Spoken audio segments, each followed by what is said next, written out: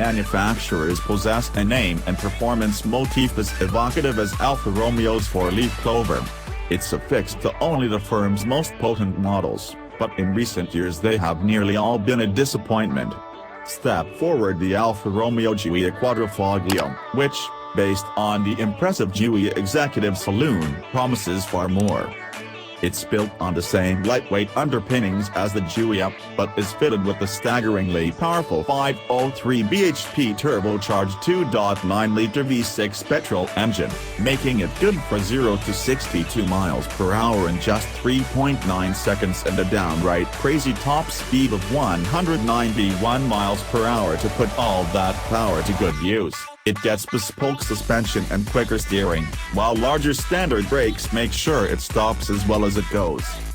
However, it faces stiff competition from some extremely well-rounded and established performance saloons, including the BMW M3, Mercedes C63 and forthcoming Audi RS4. Does the Giulia possess the performance and handling to take them on and beat them?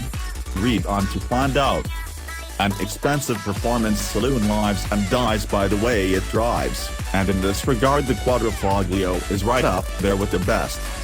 Its engine is hugely entertaining, and despite being heavily turbocharged, suffers virtually no lag whatsoever because throttle response is fantastic.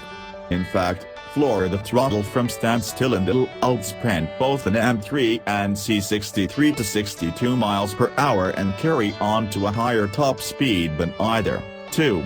Its 8-speed automatic gearbox plays a big part in that, dithering a little in town at very low speeds, but transforming into a finger-click-sharp companion when using the Giulia's large column-mounted paddles for changes.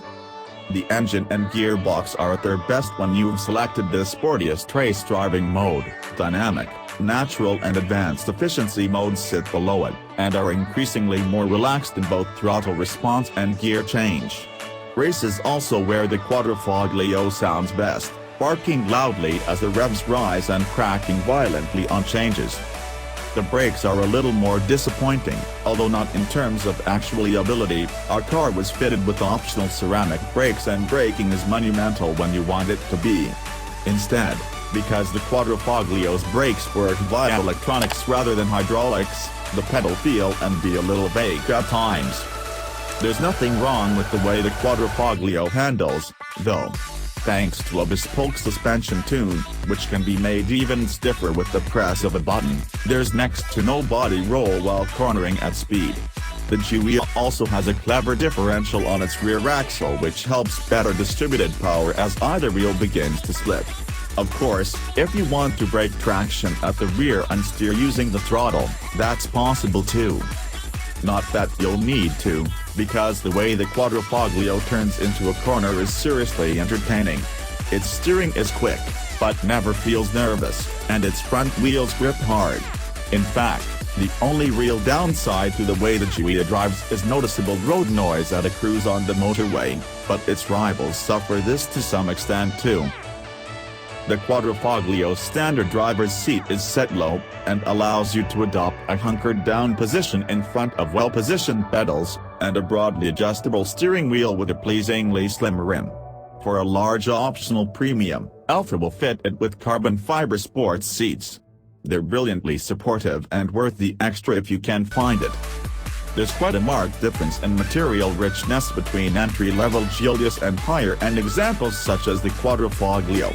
The latter gets the leather-wrapped dashboard pads and carbon fiber trims that the car needs to bear comparison with the likes of the Audi A4 and Mercedes C-Class.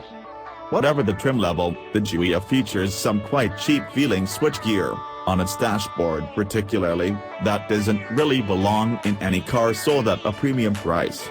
That said, its standard steering wheel and optional paddles feel much more suitable. The carbon fiber-laced optional steering wheel is even better. The infotainment system is controlled by a rotary controller, and relayed through an 8.8-inch color display that appears as if from nowhere behind the smoke screen.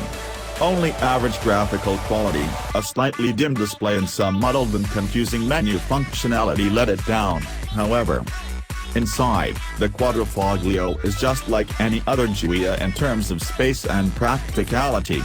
The Giulia isn't the easiest of saloons to climb into, having a fairly low roofline and low-set seats, but once you're in, the car caters for full-sized adults fairly well in both rows. The front row sports seats are quite wide, adjustable and broadly comfortable, and both shoulder room and elbow room are good.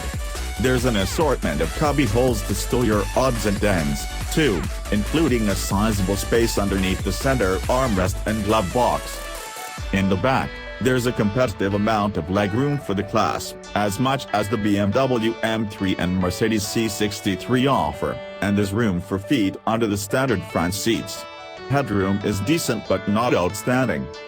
Weirdly, the Quadrifoglio's boot has the exact same on-paper boot space figure as an M3, but slightly more than the Mercedes C63, although 60 hours 40 minutes split folding back seats are standard fit and can't be added as an option. Nobody enters into ownership of a performance saloon under the impression it will be a cheap experience, but in the same breath, nobody wants to be throwing his or her money away. The Giulia costs a little more than an M3 but slightly less than a Mercedes C63, and its standard equipment is up there with both. Indeed, there's no need to go crazy on the options list. 19-inch alloy wheels, xenon headlights, leather and Alcantara seats, cruise control, sat-nav and Bluetooth are some of the luxuries included. Its fuel economy and CO2 emissions are competitive versus these rivals, too, and its servicing costs are similarly eye-watering. However, looking further down the line, the Giulia won't hold on to as much of its value over its lifetime, and that has an effect on finance deals, which are likely to be higher than its German rivals in terms of monthly payments. It's a closer run thing if you're lucky enough to run one as a company car, but very few people will be in this position. Euroncap awarded the standard Giulia its full 5-star rating in its crash tests, and 6 airbags and automatic city braking technology with pedestrian detection comes as standard. Security firm TWIN also had good things to report, rating the Quadrifoglio as excellent at resisting being driven away and good at resisting and break-in. Unfortunately, Alfa didn't sell enough cars in the UK to be included in our latest reliability surveys, but that's set to change with its raft of new, and commendable, models, so we'll have more information in time. Happily, all Alfa Romeos come with a 3-year warranty that has no mileage limit.